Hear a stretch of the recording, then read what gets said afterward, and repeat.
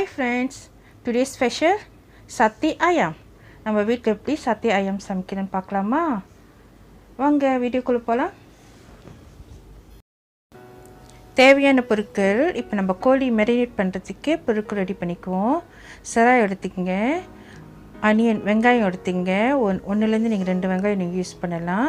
அது ரெண்டும் என்ன செய்யுங்க, நீங்கள் பிளெண்டரில் போட்டுருங்க, நம்ம அரைக்கணும். அதோடு சேர்த்து இஞ்சி பூண்டு போடணும். நான் இஞ்சி பூண்டு பேஸ்ட் வச்சுனால நான் 2 டேபிள் ஸ்பூன் இஞ்சி பூண்டு பேஸ்ட் போடுறேன். அப்படி உங்கள்கிட்ட இஞ்சி பூண்டு அரைச்சது இல்லைனாக்கா நீங்கள் இஞ்சியும் பூண்டும் போட்டுக்கணும். சின்ன சீரகம் 1 டேபிள் ஸ்பூன், பெரிய சீரகம் 1 டேபிள் ஸ்பூன், அது ரெண்டும் பிளெண்டில் போட்டுக்குவோம். உங்களுக்கு தேவையான அளவு போன்லெஸ் சிக்கன், எலும்பில்லாத கோழி இறைச்சி மட்டும் சிறுசாக அந்த சாத்தி குச்சியில் குத்துற மாதிரி சின்ன கட்டமாக நீங்கள் வெட்டி வச்சிங்க. சத்தே ஸ்டிக் எடுத்துக்கங்க. இது உங்களுக்கு எத்தனை குச்சி வேணுமோ, எத்தனை பேர் சாப்பிடணுமோ அத்தனை பேருக்கு தகுந்த கோழி இறைச்சியும் சாத்தி ஸ்டிக்கும் எடுத்து வச்சுக்கோங்க. சாத்தி ஸ்டிக் இந்த குச்சி 2 மணி நேரம் தண்ணியில் நீங்கள் ஊற வச்சுருக்கணும். இல்லை நேற்று ஊற வச்சுன்னு நீங்கள் செஞ்சால் கூட ஓகே தான்.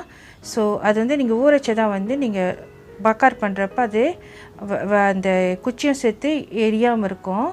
நீங்கள் நேராக அடுப்பில் வச்சு செஞ்சாலும் சரி, சட்டியில் வச்சு செஞ்சாலும் சரி, நீங்கள் ஊற வச்சிட்டிங்கனாக்கா அது உங்களுக்கு ரொம்ப பாதுகாப்பாக இருக்கும். குச்சி உங்களுக்கு எந்த ஒரு தடுங்களும் கொடுக்காது, சுமூட்டாக வேலை நடக்கும். நம்ம அரைச்சி எடுத்த அந்த பேஸ்ட்டை நம்ம கோழியில் போட்டு நல்லா கிண்டுவோம். ஸோ நல்லா மிக்ஸ் பண்ணி விடுவோம். இதோடு சேர்த்து மஞ்சத்தூள் போடலாம். 1 டீஸ்பூன் மஞ்சத்தூள், உப்பு தேவையான அளவு,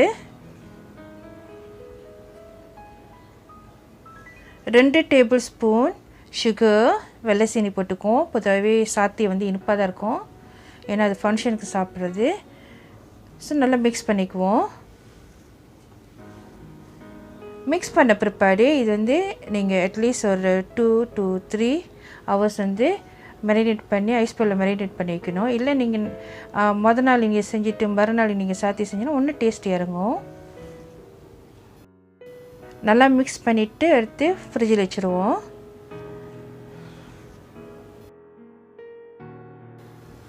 ஓகே, இப்போ நல்லா மேரினேட் ஆயிடுச்சு. நம்ம மேரினேட் பண்ண அந்த கோழி இறைச்சி துண்டுகள் எடுத்து நம்ம சாத்தி ஸ்டிக்கில் குத்த போகிறோம் குக் பண்ணுற மணிக்கு. ஸோ சாத்தி ஸ்டிக் எடுத்தீங்க, இறைச்சி எடுத்தீங்க, இந்த மாதிரி ஒன்றா நம்ம குத்திக்குவோம். சொந்த டிசைன் கொடுத்துங்க, உங்களுக்கு எத்தனை துண்டுகள் இறைச்சி ஒரு குச்சியில் இருக்கணுன்ட்டு. ஸோ அழகழகாக நீங்கள் அப்படியே சப்பியாக நீட்டாக குத்தி வச்சிங்க. ஏன்னா அது இறைச்சியாக இருக்கிறனால சட்டுன்னு வந்துடும். ஸோ அது ஒரிட் பண்ண வேண்டியதில் உமா இல்லையான்னு. ஸோ இந்த மாதிரி நீங்கள் ஒரு குச்சியாக நீங்கள் குத்தி வச்சுக்குங்க. நான் 12 குச்சி ரெடி பண்ணி வச்சுருக்கேன். வீட்டில் 3 பேருக்கு சாப்பிட்ற மாதிரி. உங்களுக்கு எத்தனை குச்சி எத்தனை வேணும்ன்ட்டு நீங்களே சொந்தமாகவே எவ்வளோ தேவைப்படுதோ அது தகுந்த குச்சியும் அது தகுந்த கோழி இறைச்சியும் ப்ரிப்பேர் பண்ணிச்சிங்க.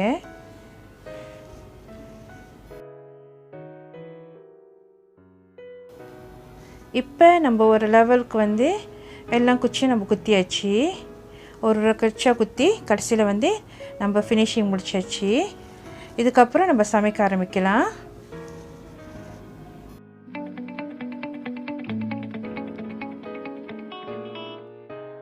ஒரு பாத்திரத்தை எடுத்துச்சிங்க. நான் அடுப்பில் தான் சமைக்க போகிறேன் இன்றைக்கி.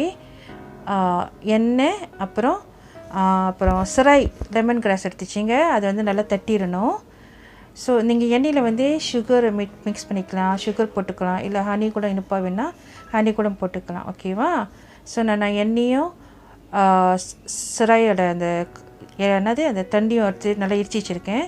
ஸோ அதை வச்சு நான் சட்டியில் எண்ணெயில் பூசின பிற்பாடு வெட்னஸ் கொடுத்துட்டேன். ஏன்னா இது நான்ஸ்டிக்னால ஒட்டாது.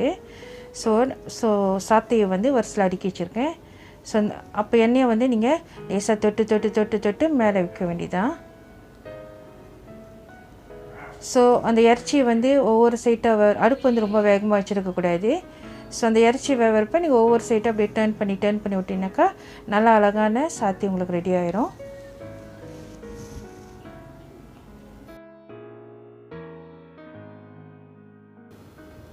நம்ம சாத்தி வீட்டில் சொந்தமாகவே செஞ்சு சாப்பிடலாம். அவ்வளோ செலவு ஒன்றும் இல்லை. வீட்டில் சிக்கனமாக ஒரு ஃபேமிலி கேதரிங்கை செஞ்சு சாப்பிட்லாம். இந்த மாதிரி டைமில் வந்து இது ஒரு டைம் நம்ம செஞ்சு சாப்பிட்டோமா பிள்ளைங்களுக்கு ரொம்ப பிடிச்சமான சாப்பாடு. ஸோ பெரியவங்களும் நல்லா விரும்பி சாப்பிடுவாங்க. சாத்தி குவா வந்து நான் ஏற்கனவே வந்து அந்த கச்சாங் நான் செஞ்சுருக்கேன்.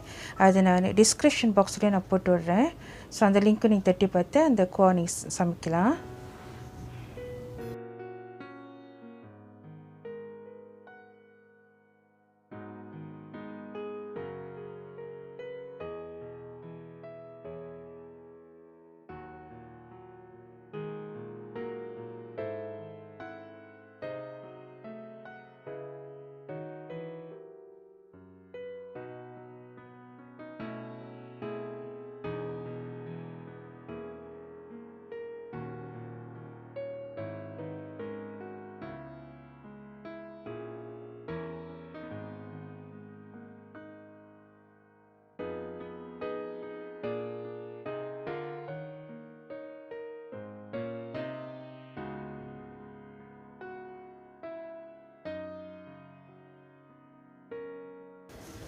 நான் சாத்தி ஸ்டிக்கு 2 வாட்டி போட்டு எடுத்துக்கிறேன்.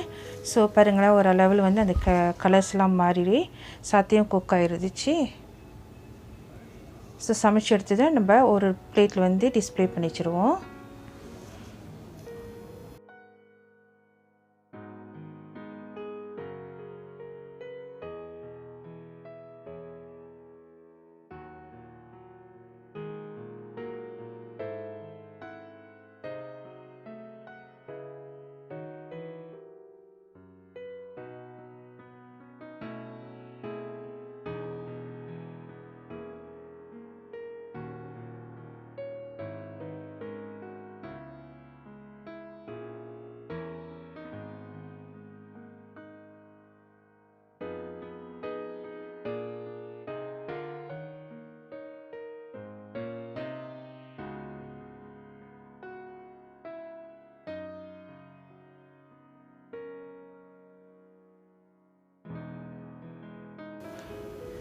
Our satay is ready.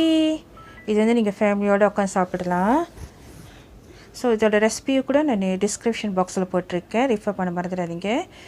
இந்த வீடியோ உங்களுக்கு பிடிச்சிருந்துச்சினாக்கா மறக்காமல் சப்ஸ்கிரைப் பண்ணிங்க, பெல் பட்டன் அமுத்திங்க, லைக் பண்ணிங்க, காமெண்ட் பண்ணிங்க, ஷேர் பண்ணிங்க. இதோட புது ரெசிபியில் நம்ம மீட் பண்ணலாம். Happy cooking. தேங்க்ஸ் ஃபார் வாட்சிங். God bless you. Stay safe.